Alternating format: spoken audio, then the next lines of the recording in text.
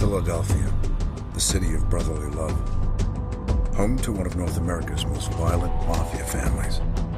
If he didn't like somebody, there was no nonsense. Dead.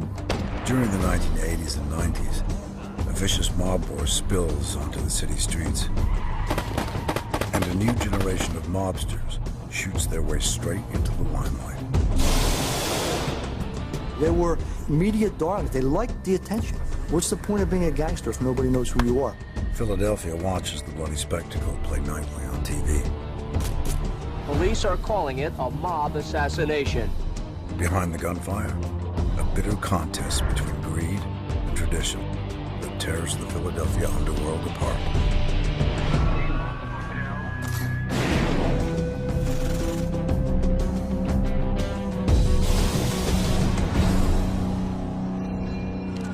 Angelo Bruno, godfather of the Philadelphia Mafia for 21 years, is one of North America's most powerful organized crime bosses.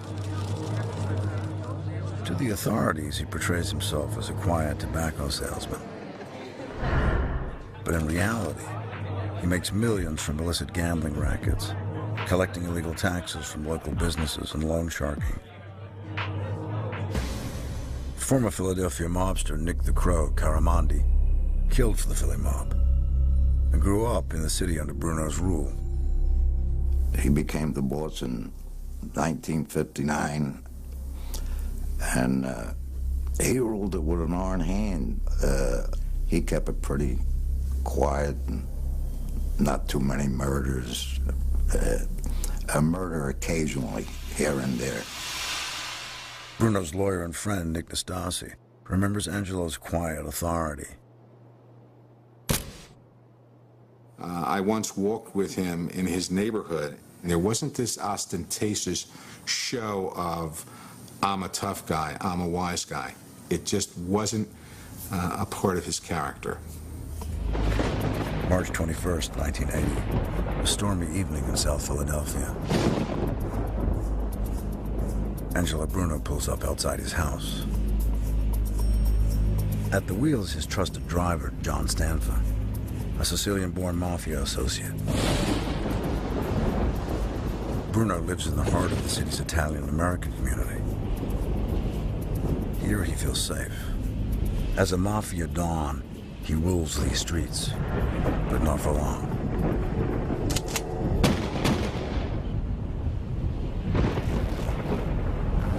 The shooting was gangland style. Angelo Bruno was shot in the back of the head at point-blank range.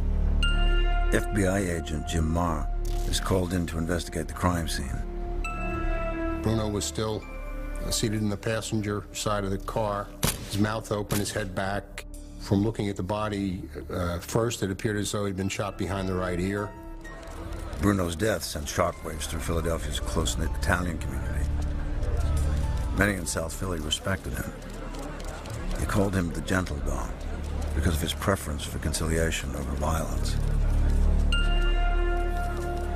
Perfect gentleman, perfect neighbor, always had a hello, always spoke kind. He was such a well-liked man that didn't realize that something like this could happen. Bruno's murder causes panic inside the closed world of the Philadelphia Mafia. Angelo gets killed, and everybody's running in different directions, trying to figure out who did it. Everybody was scared to death. Bruno grew up here, in the Italian market district, and people looked up to him. He'd come a long way, from the son of a grocer to a millionaire. His parents were Sicilians, part of a wave of immigration during the 1900s. Many made their home in South Philadelphia, just a mile from Independence Hall, the birthplace of the U.S. Constitution. But the early Italian immigrants soon encountered barriers of wealth and class that excluded them from the elitist social circles of Philadelphia. So they closed ranks and built their own fortunes. At the heart of it all, the Italian market that still operates today. It was here that the early Italian gangs began to operate in the fragile immigrant community. They made good money running protection rackets from other rival gangs. The Sicilians emerged as the most powerful. The Philadelphia Mafia was born. Journalist and Philly mob expert George Anastasia, descended from Sicilian immigrants himself, grew up in South Philadelphia. They come to this country as immigrants, they're Italians. At that point, a lot of doors are closed. They make the choice to become gangsters. It's the wrong choice, but they make that choice, and they rise to the top of their field. It was in this world that Angelo Bruno operated, and soon he proved he had the ability to rise to the top. I've since represented hundreds and hundreds of people in leadership positions, and I will tell you that Angelo Bruno was as bright and inquisitive a mind as the most inquisitive minds that I've represented. Bruno, seen here in this FBI surveillance film, ran his organization the Sicilian way. Honor, loyalty, and obedience were the pillars on which the Philly mob stood. Its members bound by sacred oaths and secret rituals. Chief among them, Omerta, the vow of silence. Induction into the family was reserved for those who killed for the organization and was marked by solemn ritual. The hand is cut and religious symbols are burned to signify the sacred blood ties of the Mafia and its members. For Philadelphia mobster Nick Caramandi, it was a major honor. It's like you died and went to heaven. I mean, you're somebody now, you know. It's not something that you could join. You have to be chosen. If I betray any of these people here, I should die like the saints in hell. True to Mafia traditions, Angelo Bruno's crew lived and died by this strict code of silence. You didn't rat on your brothers, and you didn't brag about what you were doing. Angelo Bruno was very much an old world kind of Mafia boss, maybe the last one in Philadelphia. And the idea was you make money, you don't make headlines. You don't call attention to yourself. Bruno had strong ties with New York boss of bosses Carlo Gambino. Together they sat on the commission, a board of the most powerful mob bosses in the U.S. Bruno allows the Gambinos to operate drug deals on his territory for a percentage of the profits. But he bans his own Philadelphia crew from participating in the lucrative narcotics trade. This riles many of Bruno's underlings. Frustrated, they start to resent his financial success. Bruno miscalculates the rising levels of discontent. It led to Angelo Bruno's downfall because some of his members felt he was grabbing all the money for himself, holding it, and they couldn't do anything. Among the dissenting factions is Bruno's ambitious consigliere, or chief advisor, Tony Bananas Caponegro. Soon after Bruno's death, Caponegro is summoned to New York by the commission. Nick Caramandi speaks to him before he leaves Philadelphia. I'm in this bar that I met Tony, and he says, I'm going to New York tomorrow, and everything will be okay. When I come back, everything is going to be different. But Caponegro doesn't return. He disappears. A month later, the Bronx, New York, 100 miles north of Philadelphia. The police investigate an abandoned car. A grisly trail of dollar bills leads to the trunk. Inside is a battered body. The dollar bills indicate the victim's transgression. Greed. It's Caponegro.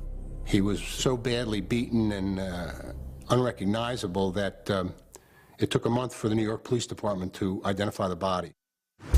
Rumors spread. They revealed that Caponegro murdered Angelo Bruno so he could take the position of Philadelphia Godfather. The commission, infuriated that Caponegro killed Bruno without the consent, sentenced the consigliere to death for committing the ultimate violation against a Mafia family. An unsanctioned hit. It was economics. Bruno's killed, Caponegro's killed, and the Philadelphia family is kind of turned into a chaotic condition from which it never really recovered. It just was careening out of control ever since then. With Angelo Bruno and Anthony Caponegro dead, the The Philadelphia Mafia needs a new Don. Phil Testa, Sicilian-born mafiosi, was Angelo Bruno's underboss, which makes him the natural choice for successor. With the approval of the New York crime families, Testa steps into Angelo Bruno's shoes, but they prove impossible to fill. What he did was try to keep the Bruno reign and that style going, but it was unable to do that because there was too much at stake. Violence had been let loose, and people realized that they could advance by murder. March 15, 1981. Almost a year to the day since the murder of Angelo Bruno. Mob boss Phil Testa returns to his home in South Philadelphia. Police are calling it a mob assassination. Testa is fatally wounded by a remote-controlled nail bomb placed under the front stoop. How loud was the explosion? Loud enough to blow me right out of my bed. I said, it must be a bomb or something, you know, the way it went off. It was very powerful. It was the contents of 13 sticks of dynamite in a box with finishing nails. It was designed to act like a claymore mine and scatter all the shrapnel. It blew most of the wall out into the street in front of the house, with some of the debris hitting his car, which was double parked. The perpetrators of the bombing are never brought to justice, although many believe the incident was ordered by Testa's ambitious underboss, Peter Casella. Philadelphia has lost 2 godfathers in less than a year. It's unprecedented. Once again, the New York crime families must decide who will become Philadelphia's next Don. It's a decision that started the bloodiest chapter in Philadelphia's violent mob history. 1981. The Philadelphia Mafia is in turmoil after the murder of 2 mob bosses, Angelo Bruno and Phil Testa, in less than a year. The door is wide open for a new godfather, and the man to step through it is little Nicky Scarfo, Testa's consigliere. One little thing, I mean, Scarfo could turn on you in a minute. I mean, we all were afraid, you know, we followed the rules. As long as you followed the rules, you were okay. But if he didn't like somebody, that was it. There was no nonsense. Dead. What Scarfo lacks in height, he makes up for in violence. Within the first year of his reign, 9 people are murdered. 2 in retaliation for Phil Testa's death. The Scarfo murder was a calling card. If you annoyed him, aggravated him, you're likely to get popped. And that destabilized the whole organization. There was no regard to honor except for his. Everything centered around him. He was a totally self-centered, egotistical maniac. Salvi Testa is the late Phil Testa's son and one of Scarfo's captains. Fellow mobsters see him as a future high flyer. Salvi has killed over 10 men for Scarfo, and the mob boss holds him in high esteem.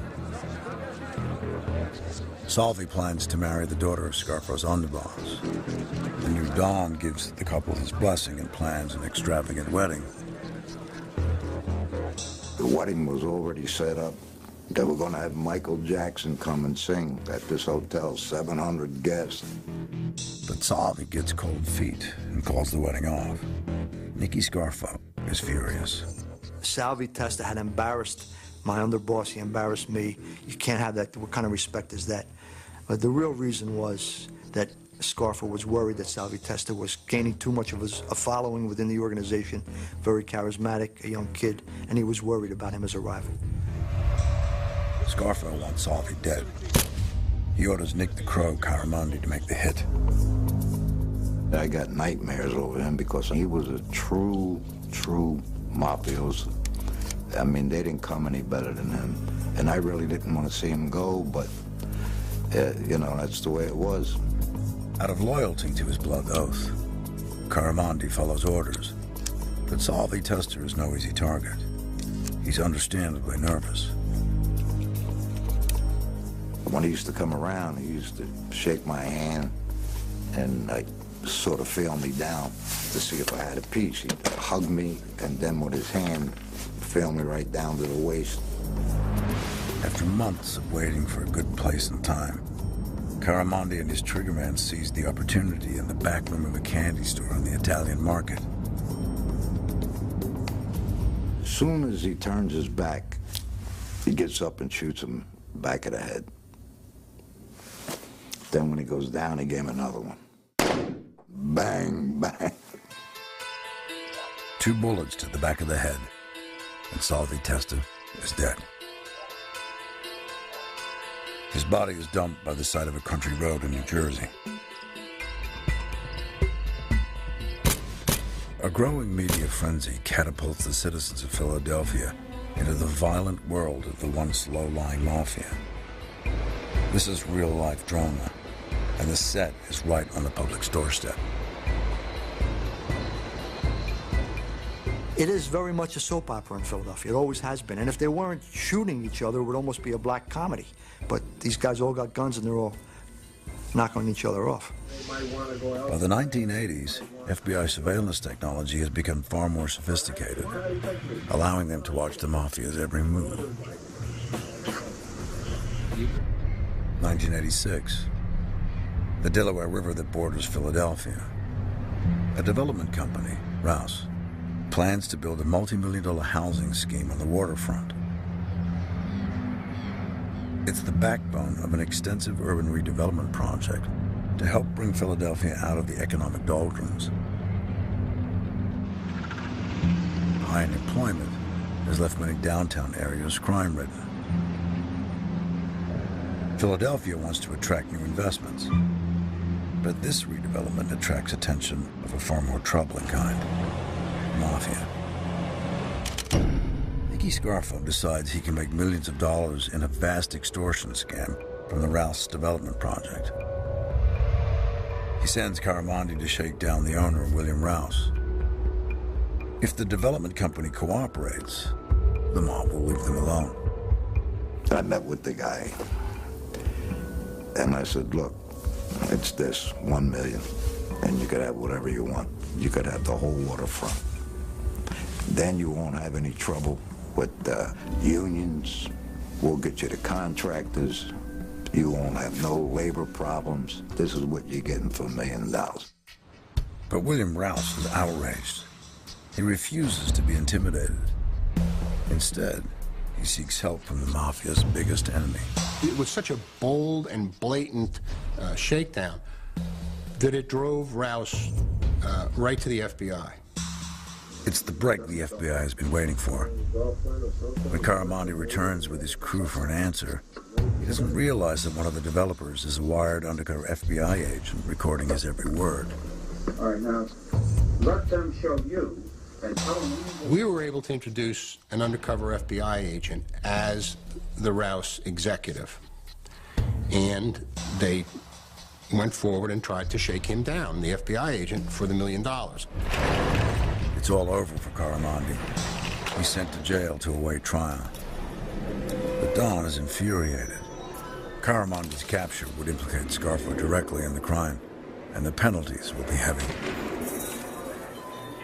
I was sick, laying in my cell. What am I going to do? I'm in trouble. I'm in serious trouble.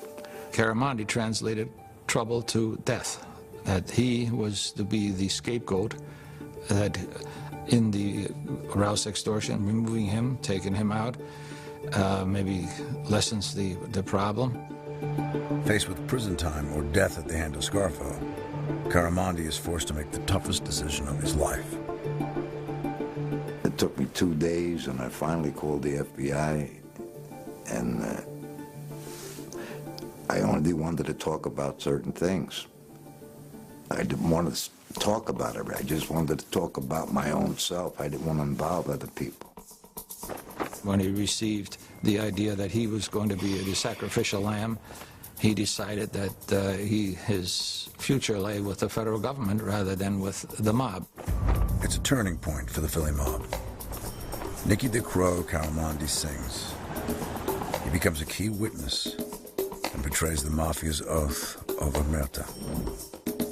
His deal was that he would plead guilty to the extortion and take whatever sentence the judge gave him, and that we would make no recommendation as to sentence, but would tell the judge about the value and extent of his cooperation. But if the judge gave him 20 years, it was 20 years. The star witness ready to testify. The FBI arrests Scarfo. In court, Caramondi testifies against his former boss. He was 10 feet away from me, looked me straight in the eyes, I looked him straight in the eyes. For the next 8 weeks, it's a war of nerves as Caramondi's colleagues make their bitter feelings known. To be 19, 20 lined at the table looking at me, you know.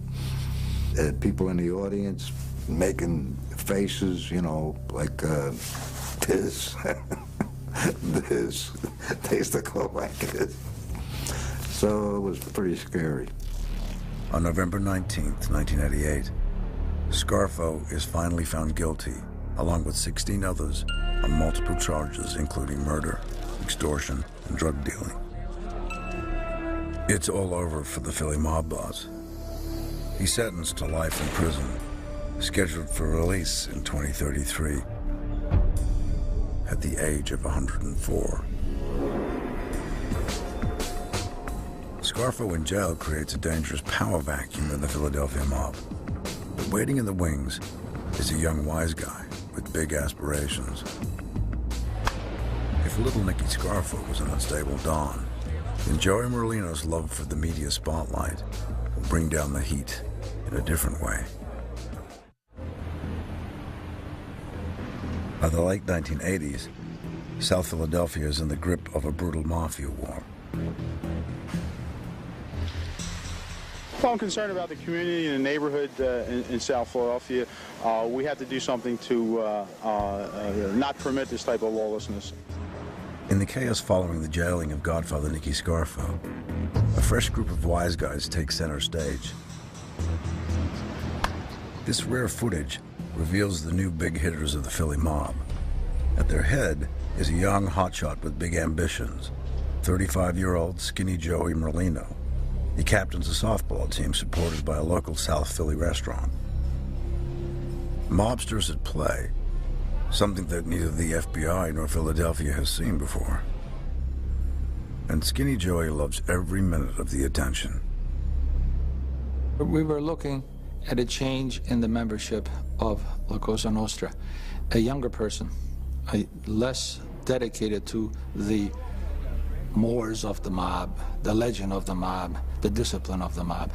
The newer generation was not satisfied with the old ways of holding power quietly and just being. They wanted to be recognized. With Scarfo in jail, Merlino wants to take the top spot for himself. But there's only one way to get it. He moves in on Scarfo's old territory, South Philly. Bookmakers, drug dealers, loan sharks, and even shopkeepers pay Merlino protection money or risk intimidation and violence.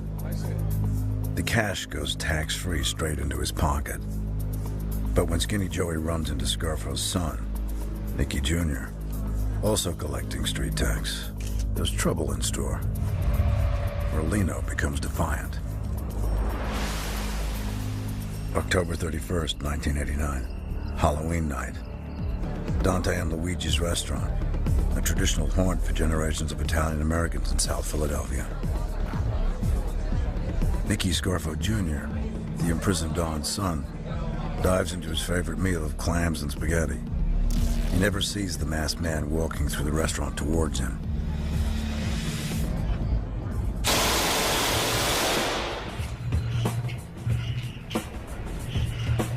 It was clear that the attackers meant to kill the young man.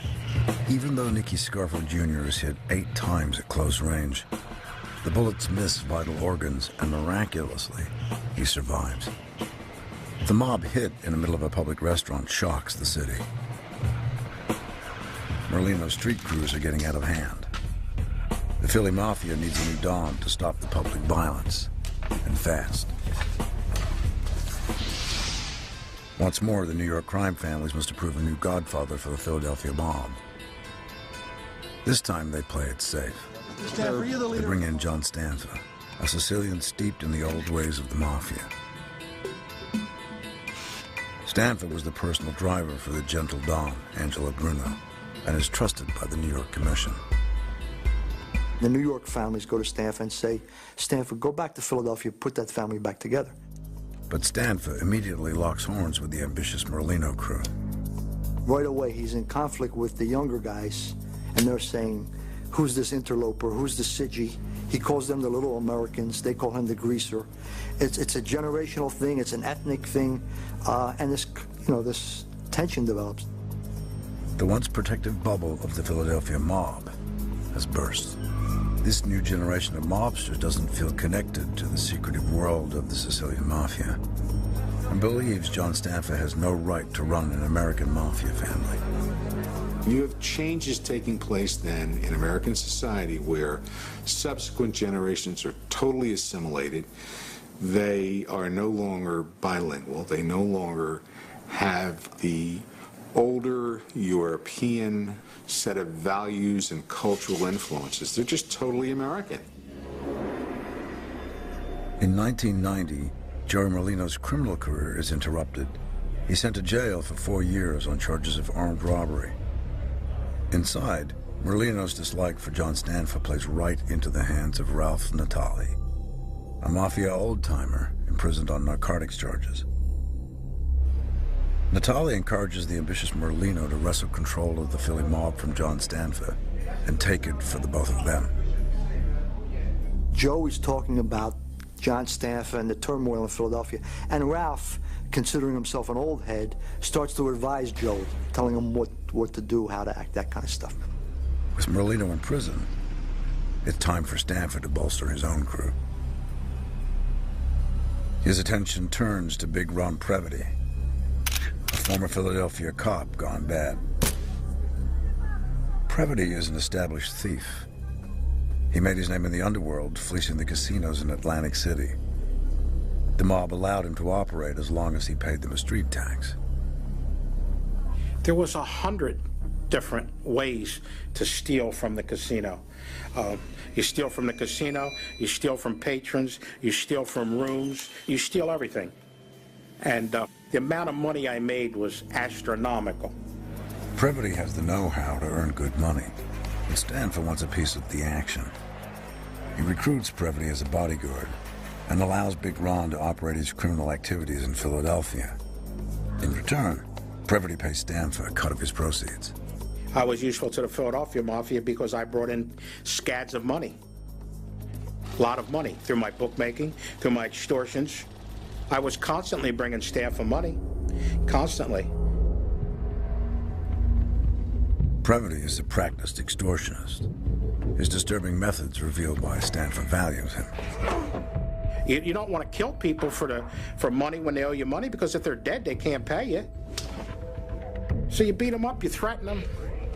You'd hit him with a baseball bat. I had a guy one time, I took him to a car, opened the hood, and put his head next to the fan belt and closed the hood on his head. And, you know, every time the fan went around, it would hit his cheek. You don't have to do it often, because when Joe Blow tells Bob Blow that you stabbed him with a screwdriver and shows him, you know, they pay you. But secretly, Previty is worried. Skinny Joey is on early release from prison, and the Merlino-Stanford power struggle is spiraling out of control. The violent nature of the rival factions could mean trouble for Previty. The generations have totally changed that, you know? It's a whole different thing nowadays. They're more like street corner thugs than a organized crime unit. With Previty in the middle of this turmoil, the FBI spots an opportunity. They know he's in a vulnerable position, and they want to exploit it. The FBI makes him an offer too good to refuse. A weekly payment in return for mob information. Working for the FBI at the time, working for Stanford at the time, working for myself at the time. I mean, bullets were flying, people were getting shot. I got Stanford screaming and hollering he wants money. I got the FBI wanting information. It's a tightrope. It's a real tightrope. But, hey, I walked it. With Stanford oblivious to an informer in his midst, he makes a calculated move that surprises many. He tries to bridge the generation gap between him and the rival Merlino factions and bring stability to the Philadelphia streets. Stanfa makes Joey Ciangciangolini his underboss. Joey's brother Michael is a member of the rival Merlino gang. Merlino soon responds to the conciliatory overture. March 2nd, 1993. The Warfield Cafe just off Schuylkill Expressway in South Philadelphia. Before dawn, it's a desolate spot. The cafe is a mafia front. The owner is Joey Ciangciangolini, Stanfa's newly appointed underboss. The FBI constantly monitors the restaurant with surveillance cameras pointed at the front door. 5:54 a.m. Joey Chang and a waitress arrive for work. Less than 4 minutes later, a station wagon with mafia rival Joey Merlino and his crew drive past the restaurant. You can see the car go by the first time, then you can see the car go by and pull in. You see the three figures come out of the car and go into the luncheonette. Inside, FBI wiretaps pick up the next 5 seconds of audio as gunfire rings out.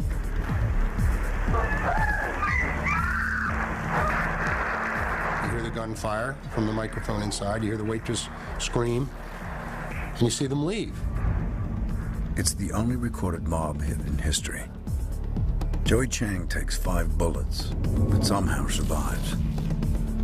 Among the assassins, Joey Chang's brother and Merlino crew member Michael Ciangolini.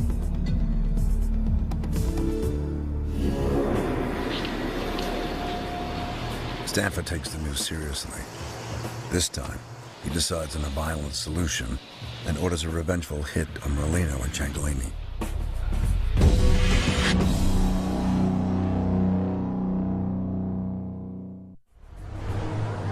Philadelphia is playing center stage to a violent mob war. Godfather John Stanfa has ordered the murder of Joey Merlino and Michael Ciangolini, members of a rival mafia crew. Stanfa's chance comes on August 5th, 1993. Catherine and 6th Street, a residential area in South Philadelphia. Bullets and bloodstains on a South Philadelphia street marked the spot where Michael Ciangolini was gunned down August 5th. A second mob figure, Joey Merlino, leader of a dissident mob faction, was seriously wounded in the attack. Merlino takes a bullet in his back, but barely a dent to his ego. A few days later, he's back on his feet attending the funeral of Michael Ciangolini. Merlino was infuriated with Stanfa. It's his turn to move in for the kill.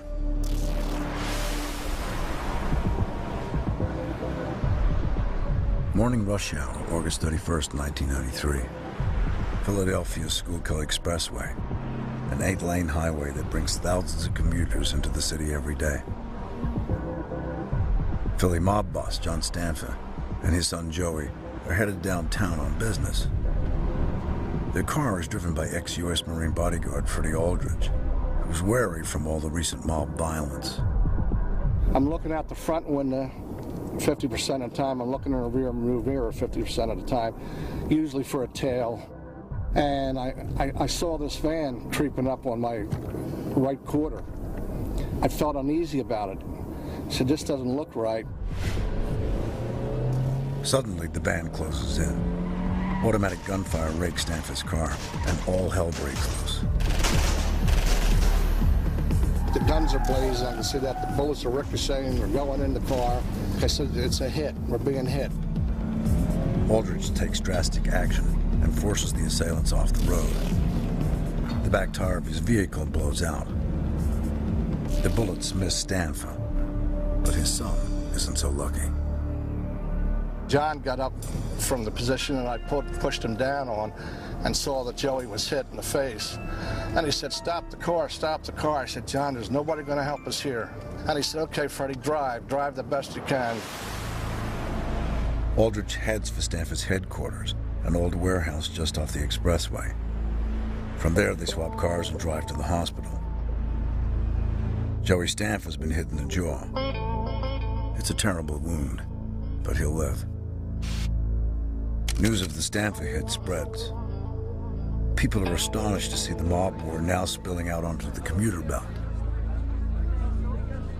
Gunmen recently tried to kill this man by machine gunning his car on a city freeway during the morning rush hour. It's that disregard for innocent bystanders that has Philadelphia so concerned. That kind of hit was unheard of in Philadelphia. If you look at the way the Merlino faction operated, they were basically saying to John Stanford, you think you're tough? We're tougher. But in 1994, law enforcement gathers enough evidence to intervene. Philadelphia mob boss John Stanford is arrested on racketeering and narcotics charges. The judge gives him 5 consecutive life sentences. Among the key informants, one of Stanford's own, Ron Previty. He shouldn't have trusted me because in the old Sicilian rules, an ex-cop can't be a gangster. I think John Stanford was an old-time tough guy. He believed in the Mafia. He really believed it. He believed in the old ways, but there is no more old ways. It's so watered down no more that that's history. In the same year that Stanford is sent to jail, Ralph Natale is released. Natale joins forces with his protege and Stanford rival, Joey Merlino.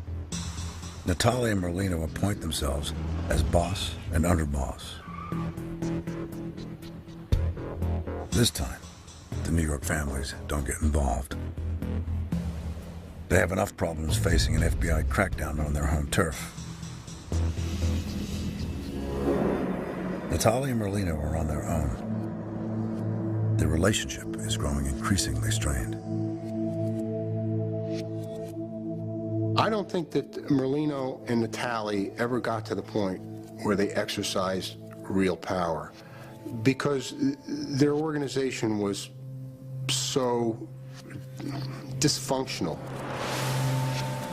But in the public eye, the Philly mob has never been more visible. During the mid-1990s, Merlino actively seeks publicity and promotes himself as a flamboyant godfather. Well, yeah, he was a GQ gangster. He liked to dress nice. He liked women. He liked flashy cars. He was a flashy guy. He needed a lot of money to live the life he did. He was a funny guy, but Joey was a stone-cold killer also. They were media darlings. They liked the attention. What's the point of being a gangster if nobody knows who you are? It's the total antithesis of Bruno. Merlino regularly holds neighborhood charity parties. He courts the journalists who cover the events.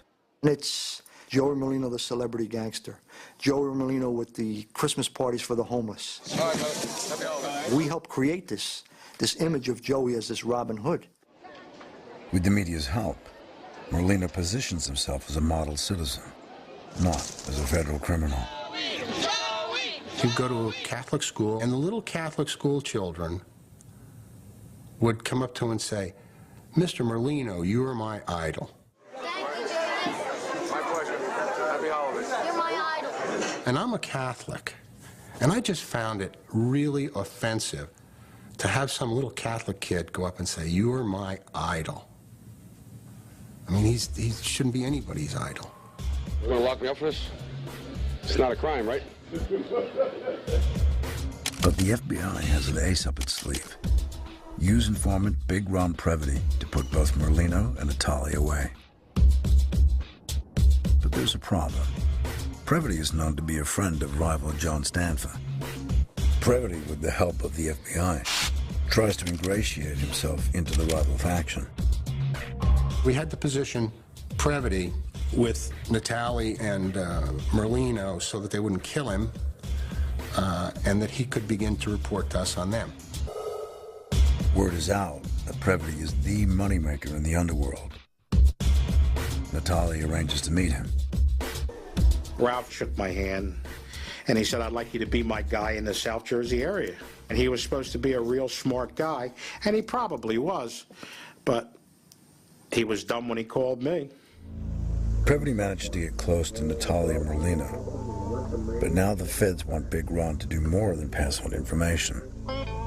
They want him to wear a wire to secretly record his mafia associates and their criminal activities. And the FBI is ready to pay even more for the privilege. The FBI pandered to my weakness, which was money. and they threw a lot of money at me, and I took it. I was making, $9,000 a month plus expenses. Although Previty cuts one of the best financial deals in the history of the FBI, he places himself in a very dangerous position. If they discover the wire, what do you do then? I mean, the only thing you can do is kill the guy. Oftentimes he was in places where we couldn't see him. He was in a building, we didn't know where he was in the building. If they decided to kill him, we would just know who had killed him if we got the tape back. Previty risks discovery on a daily basis. I was in a room one time recording some people, and I put my leg up on the table, and the on-off button was hanging out under the pant leg, right? I'm looking around, I said, oh, and these dopes didn't even see it, so I just put my leg down. I said, I gotta go, guys, and I left. Finally, Previty records a series of incriminating conversations for the FBI. The evidence is so powerful, it could be the final blow to the Philadelphia mob.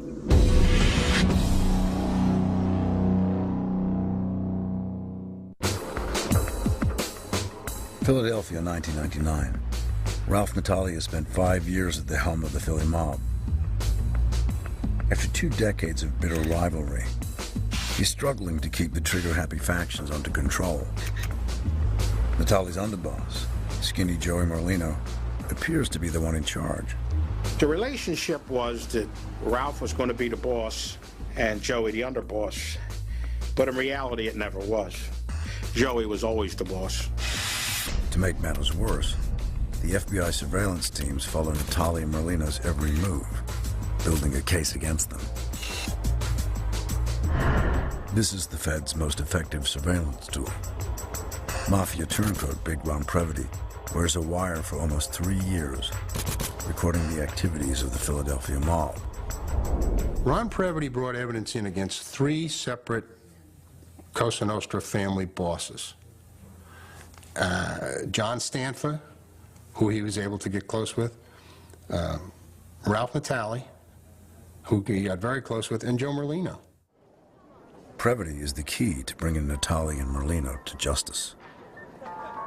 He records 400 hours of conversations for the FBI, and many place Natali at the heart of a narcotics ring through Philadelphia and New Jersey. The evidence is overwhelming. The FBI finally makes its move against the beleaguered boss. In 2000, Natali pleads guilty to 8 murders, several attempted murders, extortion, illegal gambling, loan sharking, and drug distribution. In a bid to save his own skin, Natali makes an extraordinary decision: to cooperate with the feds. He is the first sitting boss in American Mafia history to squeal on his mob associates. Natali realizes he's a 2-time convicted drug dealer. This is life if it gets convicted. And Natali decides that's it. Previty's got me nailed already. I'm going to cooperate. Natali is living proof that the old Mafia code of silence and respect is dead. His testimony finally nails Joey Merlino. In December 2001, Merlino was sentenced to 14 years in prison on charges of racketeering.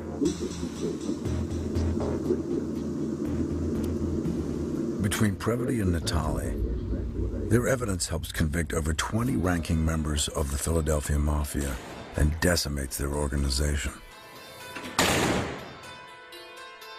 On January 21st, 2005, at the age of 69, Natali is finally sentenced to 13 years in prison. After he's released, he'll spend the rest of his life in witness protection. The 2 men who helped the FBI bring down the Philly mob have broken the most sacred and time-honored codes of the Mafia. Such transgression brings with it the risk of imminent death. But so far, they're alive. Nick the Crow Caramandi was one of the first to sing. He now lives in an undisclosed location under an assumed name in the witness protection program. You know, I'm lucky that I'm still here, let's put it that way. You gotta be safe, safety, that's the word. I'm always looking over my shoulder to watch who I see, or, you know, try to stay low-key. Big Ron Previty remains in the Atlantic City area, refusing any protection from the federal government. I have to be careful. A lot of people don't like me, but then again, I don't like them either. So, que sera, sera, whatever will be, you know? When you're born, there's a date you're gonna die. And I lived a good life. I really did. What happened to the mob in Philadelphia can be seen happening all over North America.